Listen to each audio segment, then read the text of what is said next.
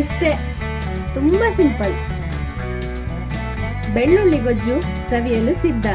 ಅನ್ನ ಜೊತೆಗೆ ಚಪಾತಿ ಜೊತೆಗೆ ತುಂಬಾ ಚೆನ್ನಾಗಿರುತ್ತೆ. ಹಲೋ, ನಮಸ್ತೆ. ಇವತ್ತು ನಾನೊಂದು ಸಿಂಪಲ್ ಆದ ಮೊಸರು ಬಜ್ಜಿ ಹೇಳ್ಕೊಡ್ತೀನಿ. ಇದು ಚಪಾತಿ ಜೊತೆಗೆ ಅನ್ನ ಜೊತೆಗೆ ತುಂಬಾ ಚೆನ್ನಾಗಿರುತ್ತೆ. Very simple. ಇದಕ್ಕೆ ಒಂದು ಬೌಲ್ ಮೊಸರು ತಗೊಂಡಿದ್ದೀನಿ. ಆಮೇಲೆ ಒಂದು ಸ್ವಲ್ಪ ಉಪ್ಪು ಹಾಕೋಬೇಕು. ನಾನು 1 ಟೀ ಸ್ಪೂನ್ ತಗೊಂಡಿದ್ದೀನಿ. 3/4ರಿಂದ 1 ಟೀ ಸ್ಪೂನ್ ತಗೋಬಹುದು ಇಷ್ಟು ಮೊಸರಿಗೆ. ನಾನಿಲ್ಲಿ ಜೀರಿಗೆ ಮೆಣಸು ತಗೊಂಡಿದ್ದೀನಿ.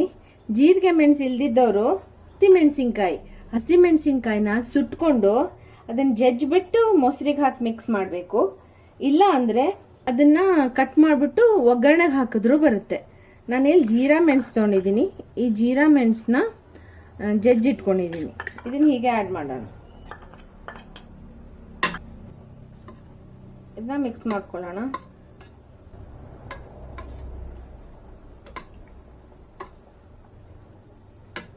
ಮಿಕ್ಸ್ ಆಯ್ತು. ಈಗ ಒಗ್ಗರಣೆ ಹಾಕೊಳ್ಳೋಣ.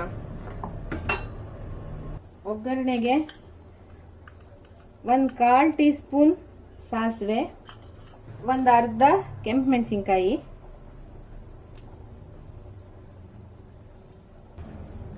ನಾನು ಇದಕ್ಕೆ ಕೊಬ್ಬರಿ ಎಣ್ಣೆ ಬಳಸ್ತಾ ಇದ್ದೀನಿ. ನೀವು ಯಾವ ಎಣ್ಣೆ ಬೇಕಾದ್ರೆ ಉಪಯೋಗಿಸಿ. ಇದಕ್ಕೊಂದು 2 ಟೀ ಸ್ಪೂನ್ ಎಣ್ಣೆ ಹಾಕಬೇಕು. ಯಾಕಂದ್ರೆ ನಾವು ಈ ಒಗ್ಗರಣೆಯಲ್ಲೇ ಬೆಳ್ಳುಳ್ಳಿನ ಫ್ರೈ ಮಾಡಬೇಕು. ಈಗ ಒಗ್ಗರಣೆ ಮಾಡೋಣ. ಒಗ್ಗರಣೆ ಹಾಕ್ಬಿಟ್ರೆ ಮೊಸರು ಬಜ್ಜಿ ರೆಡಿ ಆಗುತ್ತೆ. ಬೆಳ್ಳುಳ್ಳಿ ಗೊಜ್ಜು, ಆಡ್ ಭಾಷೆಯಲ್ಲಿ ಇದಕ್ಕೆ ಬೆಳ್ಳುಳ್ಳಿ ಗೊಜ್ಜು ಅಂತ ಹೇಳ್ತೀವಿ. ಅನ್ನದ ಜೊತೆಗೆ ತುಂಬಾ ಟೇಸ್ಟಿ ಆಗಿರುತ್ತೆ. ಈಗ ಒಗ್ಗರಣೆ ಮಾಡೋಣ.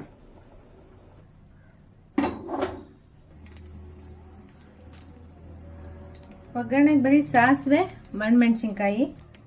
ಸಾಸಿವೆ ಚಿಟಪಟ ಗುಡ್ತಾ ಇದೆ. ಈಗ ಒಂದು 8ರಿಂದ 10 ಬೆಳ್ಳುಳ್ಳಿ ಬಿಡಿಸಿಟ್ಕೊಂಡಿದ್ದೀನಿ, ಹಾಕ್ತೀನಿ.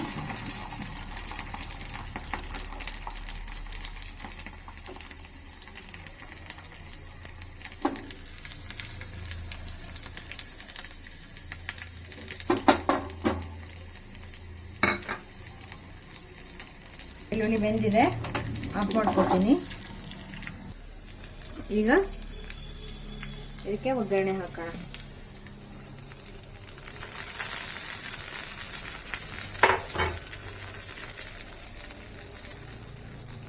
ಇಷ್ಟೇ, ತುಂಬಾ ಸಿಂಪಲ್. ಬೆಳ್ಳುಳ್ಳಿ ಗೊಜ್ಜು ಸವಿಯಲು ಸಿದ್ಧ. ಇದಕ್ಕೆ ಇನ್ನೊಂದು ಹೆಸರು ಅಂದ್ರೆ ಬೆಳ್ಳುಳ್ಳಿ ಬಜ್ಜಿ ಅಂತಾನೂ ಹೇಳ್ಬೋದು.